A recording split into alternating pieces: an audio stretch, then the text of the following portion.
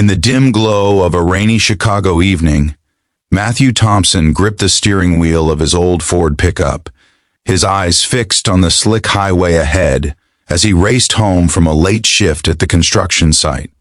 The world blurred into streaks of headlights and taillights, the wipers slashing futilely against the downpour.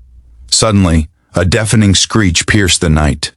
A semi-truck hydroplaning across lanes, its massive frame barreling toward him like an unstoppable force of fate. In that frozen instant, Matthew's mind flashed to his wife Sarah and their two young children, Anna and little Ben, waiting with dinner growing cold on the table. The impact was cataclysmic, metal twisting and glass shattering in a symphony of chaos. When the darkness swallowed him whole, it wasn't just the night closing in. It was his vision, stolen forever in a single, merciless collision that would redefine his entire existence.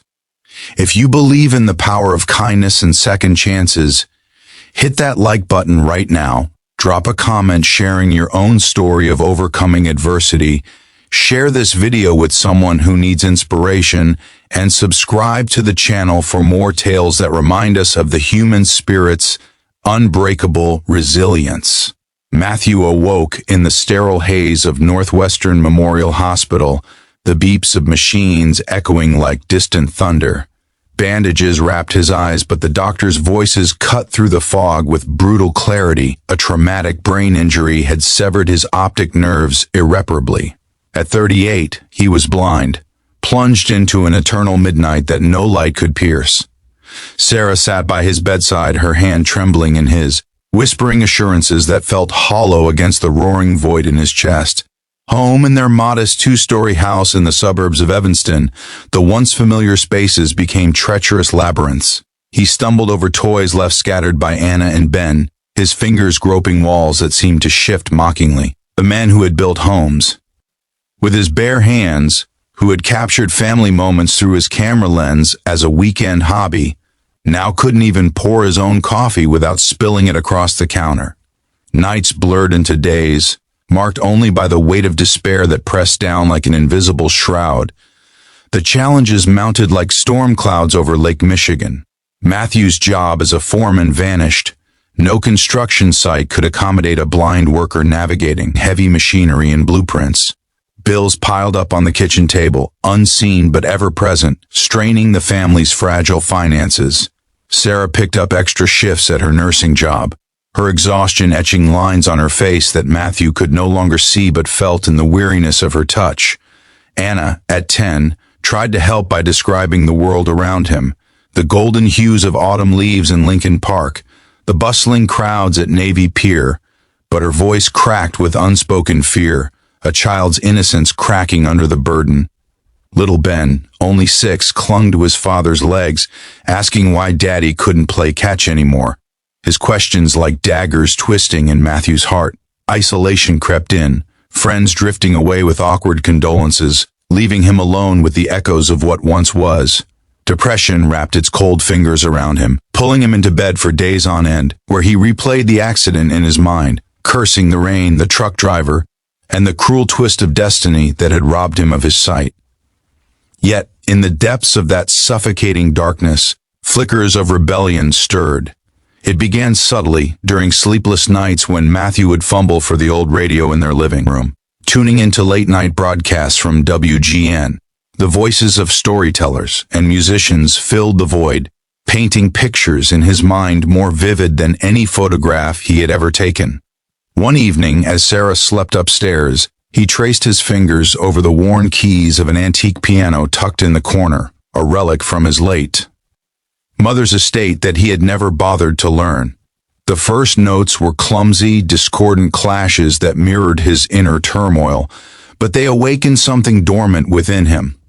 He started practicing in secret, his hands learning to dance across the ivory by touch alone, guided by online audio tutorials he accessed through a screen reader on his phone. The music became his anchor, a bridge between the sighted world he had lost and the unseen one he now inhabited. But the real struggle was internal. Waves of frustration crashed over him when melodies eluded his grasp, when he slammed the lid shut in rage, questioning if this was just another futile grasp at normalcy. As winter blanketed Chicago in snow, Matthew's isolation began to crack. Sarah, sensing his quiet desperation, encouraged him to join a support group at the Chicago Lighthouse, a center for the visually impaired in the heart of the city. Reluctantly, he agreed, navigating the bustling streets with a white cane that felt like an admission of defeat. There, amid the scent of fresh coffee and murmured conversations, he met others who had walked similar paths. Veterans, accident survivors, those born into darkness.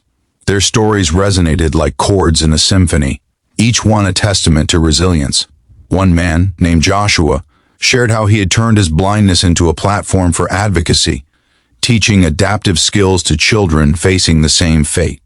Inspired, Matthew volunteered to assist in a youth program where blind kids from across Illinois gathered to learn independence. His first session was chaotic, a room filled with the laughter and shouts of energetic children, their small hands exploring braille books and tactile maps. Matthew hesitated, his own wounds still raw, but as he guided a young boy named Caleb through basic piano notes, something shifted. The child's triumphant grin, though unseen, was felt in the warmth of his hug, igniting a spark of purpose that had long been extinguished. The changes unfolded gradually, like the slow thaw of spring along the shores of Lake Michigan. Matthew's music evolved from solitary practice to shared sessions at the center, where he composed simple tunes that helped the children express emotions words couldn't capture. He poured his struggles into melodies, haunting ballads of loss that transitioned into uplifting crescendos of hope. Word spread through the community, and soon he was invited to perform at local events, his fingers flying across the keys in dimly lit halls like the Old Town School of Folk Music. The applause was thunderous, but it was the quiet moments afterward that touched him deepest, strangers approaching to share how his story mirrored their own battles, how his music gave them courage. Back home, the family dynamic transformed. Anna and Ben joined him in sound adventures, describing Chicago's vibrant scenes while he played accompanying scores, the rumble of the L train, the cheer of Cubs fans at Wrigley Field, the gentle lap of waves at Montrose Beach. Sarah watched with tears in her eyes as Matthew reclaimed his role as provider, not through construction but by launching a small online channel where he shared audio stories and piano tutorials for the visually impaired, monetized through donations and sponsorships from organizations like the American Foundation for the Blind.